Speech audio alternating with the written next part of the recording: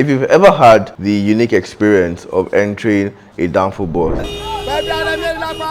those yellow buses that are always sprinting across Lagos Road, you agree that there's a lot of things that can improve. For TechCabal, my recent story, I explored how digital payments can be accepted by Danfos in Lagos and what it means for the transport ecosystem. Before you roll your eyes, please hear me out.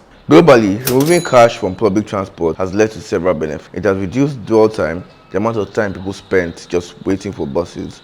It has improved with data collection and service delivery. Here in Lagos, the government makes BRT buses accept digital payments, and several Lagosians told me that they prefer entering BRTs instead of Danfos, not just because of the comfort, but also the experience of paying digitally for BRTs. Why is it important that Danfos accept digital payments? Well, they dominate Lagos roads. According to government estimates, at least 14 million motorized trips happen every working day in Lagos, with roughly 69% of them happening in Danfos. Assuming an average fare of 300 naira for each trip, that means that daily transport with Danfos in Lagos generates 2.4 billion naira or $1.5 million daily. If you take that to a whole year, it becomes 375 million USD, and that's all in cash. Meanwhile, Touch and Pay, a Lagos-based startup, processed over 20 billion naira last year just for BRTs, and Danfos outnumber BRTs 75-1. Introducing digital payments to Danfos won't happen overnight,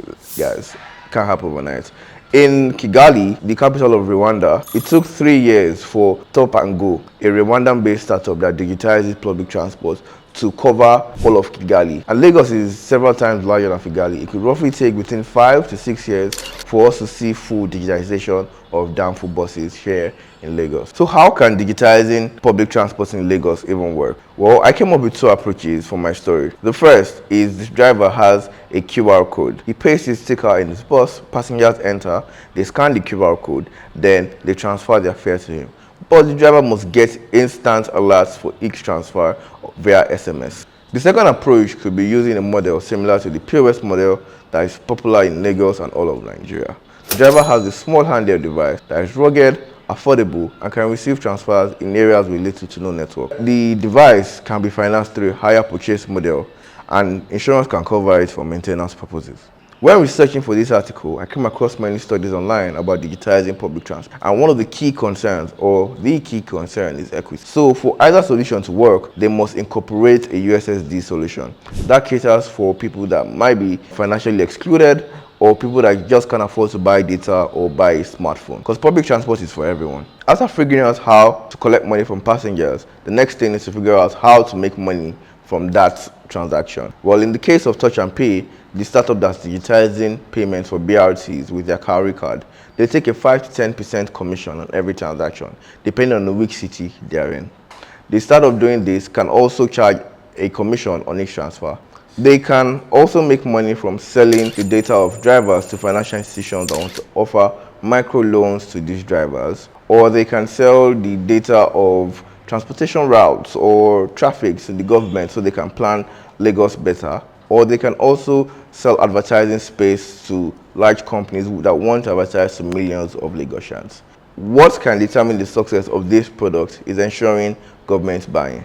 BRTs could only be digitized because Lagos State government backed that initiative. It also has to have the backing of the National Union of Road Transport Workers, the drivers, passengers, and just about anybody that cares about Danfos here in Lagos. But to convince these people that digitizing Danfos payments is feasible and comes with a lot of benefits, the ideal way to go about it is digitizing a single route. By digitizing that single route and showing the plausible benefits of doing that statewide, can open doors for this startup and show that this is a viable product that can work. However, one major obstacle that could prevent this from becoming a success is the National Union of Road Transport Workers, NURTW. The NURTW Agberos dominate Lagos parks, and they collect daily taxes from drivers remit to the union. Clearly, this is a revenue generating line for the union.